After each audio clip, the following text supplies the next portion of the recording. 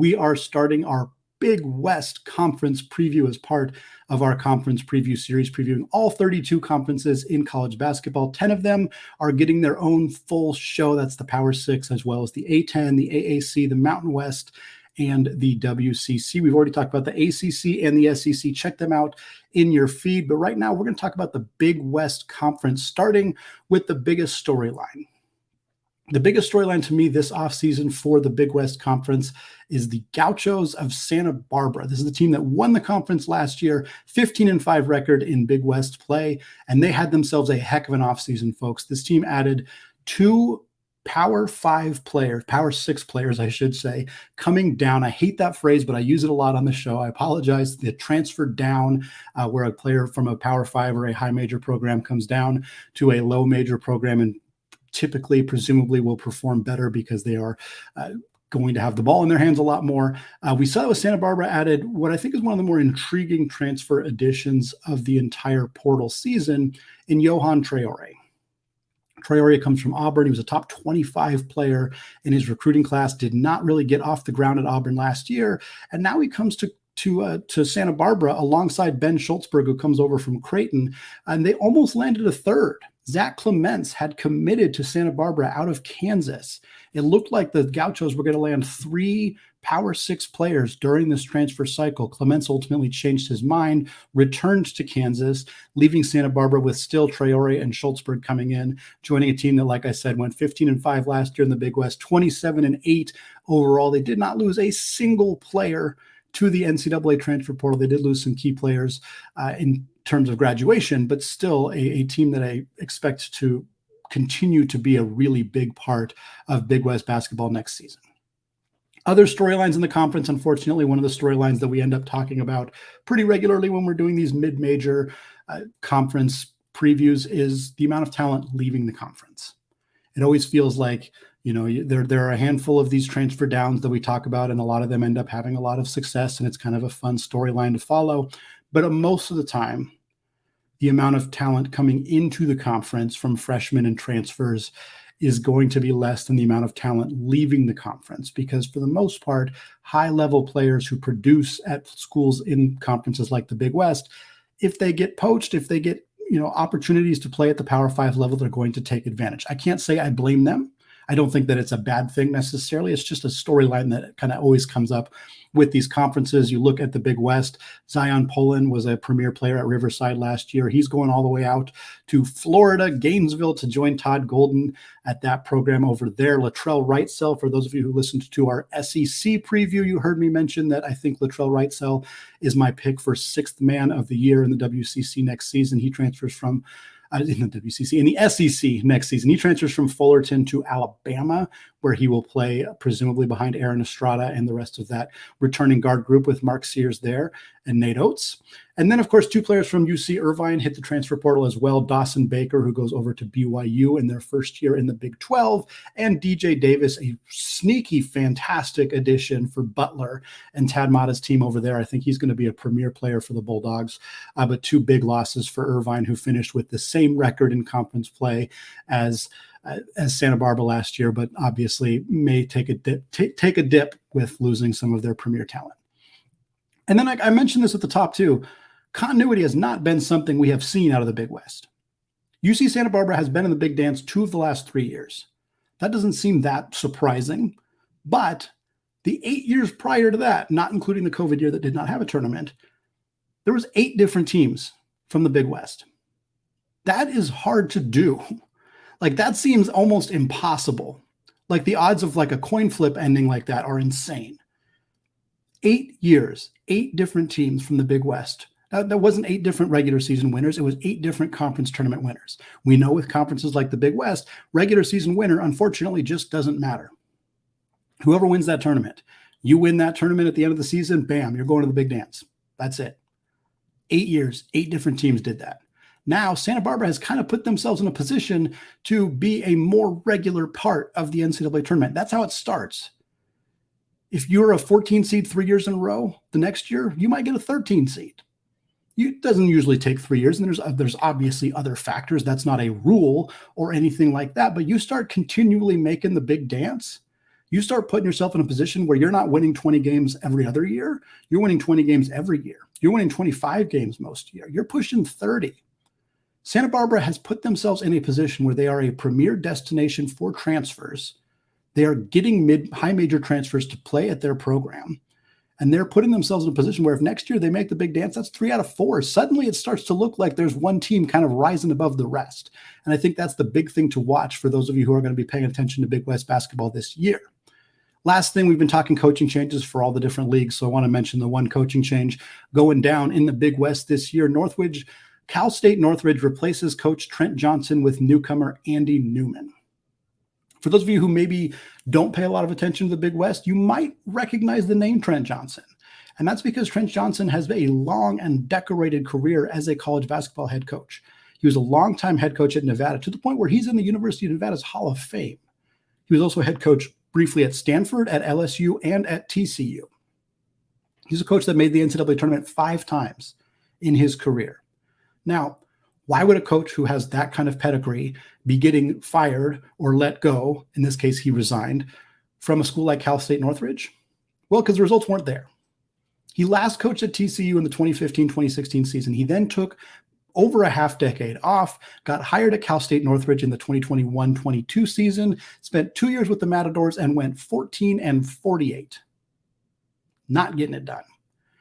We have seen coaches do this in the past where they retire or leave or get fired from a high major job, wait a half-ish decade, come back and coach at a lower level. You hope it works. Unfortunately, it doesn't often work. I think Steve Lavin is a really current example of that, a guy who coached at UCLA and St. John's, spent about a half decade away from coaching and is now starting at San Diego. Not a great year last year. You got to give him more time than that. Maybe he'll turn those Toreros around, but there's a lot of history of this not necessarily working out. So Johnson resigns after 2 years of only winning 14 games at Cal State Northridge. They hire Andy Newman. Andy Newman is not a name that people will recognize, but he went 91-30 in 5 seasons at D2 Cal State San Bernardino. Worth pointing out that coaching at the Cal State system probably gives him an advantage in terms of understanding the university, understanding how the school works, budgeting, all that stuff. He's going to bump up from going to D2 to D1, so hopefully that helps him. He also spent a decade as an assistant at Cal State Fullerton and was briefly their interim head coach in the 2012-2013 season, so a guy who's very familiar with the Big West and the Cal State systems, getting hired at Northridge, a program that hasn't been particularly good for a while, but perhaps with some fresh eyes on that program, we'll have a chance to potentially make some noise. Well, folks, we're going to close out the show discussing if anyone can compete with that Santa Barbara team in the Big West. We'll take a stab at a dark horse candidate who could win that conference, as well as some award predictions. All of that coming up after a word from today's sponsor, FanDuel. Get ready for the NFL season with incredible offers from FanDuel, America's #1 sportsbook. Right now, new customers can bet $5 and get $200 back in bonus bets, guaranteed. Plus, all customers who bet $5 will get $100 off NFL Sunday Ticket from YouTube and YouTube TV. Now is the best time to join FanDuel. The app is easy to use. You can bet on everything from spreads to the money line to anything. Anything you want to bet on, you can do it. So visit FanDuel.com/lockedon and kick off the NFL season with an offer you will not want to miss. FanDuel, an official partner of the NFL. Folks, closing out the show today, talking about our favorites to win the Big West Conference, some dark horse teams that are in that mix as well, and doing our award predictions as part of our season preview series for every single conference in college basketball. One of my favorite things that we get to do on this show. I love talking about the big programs, of course, but it's also fun to talk about some of the little guys as well. Not a secret here, the favorite to win the Big West, in my opinion, is Santa Barbara. Santa Barbara is the clear favorite, quite frankly. They went 15-5 last year, dominated this conference in a significant way, and they reloaded. We talked about adding Yohan Traore from Auburn, a guy who was a top 25, top 30 prospect in his class. Didn't play much at Auburn, just didn't get off the floor, didn't see a lot of playing time. And there's some risk here. He's not guaranteed to be successful because he was a top 25 prospect. That is not a guarantee, but this is a program that has had success with this kind of player. They have done this before. And again, it's not just Traore. They also had Ben Shtolzberg. Shtolzberg played 6 minutes per game last year at Creighton, about 1.5 points per game. Again, not a guy who got a lot of playing time for a Blue Jays program that was really, really stacked with players, but he comes in now. He gets perhaps a bigger opportunity to step onto the floor. Beyond that, Santa Barbara didn't lose anybody in the transfer portal. They did lose 2 of their key players to graduation. That'd be Miles Norris, who began his career at Oregon, transferred down to a community college, and then spent the last 3 years at Santa Barbara. 6'10", big guy, averaged 14.1 points per game last year. They also lose Andre Kelly. Andre Kelly spent 4 years at Cal before transferring to Santa Barbara, averaged 9.3 points per game for the Gauchos last year. So they do lose some key players, but they also return Ajay Mitchell. Ajay Mitchell, was their point guard last year, 16.3 points and 5 assists. He comes back with a real opportunity to be an all Big West first team caliber player, potentially even in that conversation for player of the year. So you get your star point guard back. You bring in 2 players with some high major pedigree coming into your program, a guy who was a high ranking recruit. You get the rest of your depth back. You don't lose a whole lot of other key talent. To me, this is a program that has a real chance of not only winning the Big West, which they've done in the past, but being one of the better mid-major programs. I was going to say on the West Coast, but maybe just in college basketball. I don't know if they're going to compete for 30 wins the way that teams like Charleston and FAU have done in the past necessarily, but they won 27 games last year. Not crazy to think that if Traore kind of taps into some of that potential, if Shtolzberg taps into some of that potential, if Ajay Mitchell has another productive season, this could be a really nice year for Joe Pasternak and the Gauchos. Beyond that, the 2 teams that finished right below them in the standings were Irvine and Riverside. They lost some really key players. We talked about them already. Zion Poland going from Riverside to Florida. That's a tough loss.